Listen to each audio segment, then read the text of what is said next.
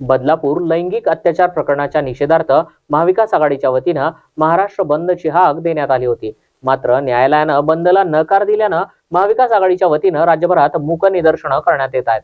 आज गोंदिया शहरातील गांधी चौक येथे महाविकास आघाडीच्या सर्व घटक पक्षांनी एकत्रित येऊन तोंडाला काळ्या फिती बांधून आणि काळे झेंडे दाखवून बदलापूर येथील घटनेचा निषेध नोंदवलाय। त्यानंतर गोंदिया शहरातून मोर्चा देखील काढण्यात आलाय। यावेळी महिलांना 1500 रुपये देण्यापेक्षा सुरक्षा द्यावी आणि अत्याचारातील घटनेतील आरोपींना तात्काळ शिक्षा द्यावी अशी मागणी यावेळी महाविकास आघाडीच्या वतीनं करण्यात आली आहे। महाराष्ट्र छत्रपती शिवाजी महाराजचा महाराष्ट्र आहे।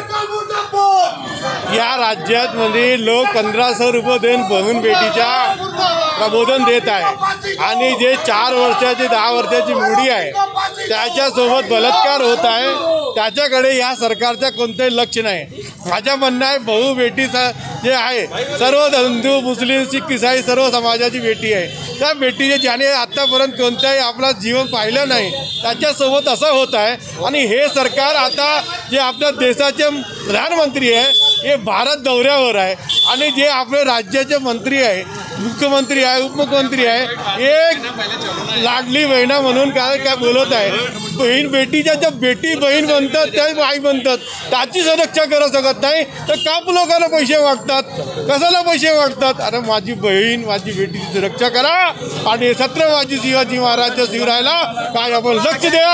आपल्या महाराजाचं लक्ष आहे, महाराजाचं राष्ट्र आहे। बेटी बचाओ बेटी पढाओ नाही, बेटी सुरक्षा करो, बेटी को सुरक्षित रखो हा आमचा उद्देश आहे। मस्त आम्ही मुक्त मोर्चा काढून राहिलो, हा आमचा सांगणं।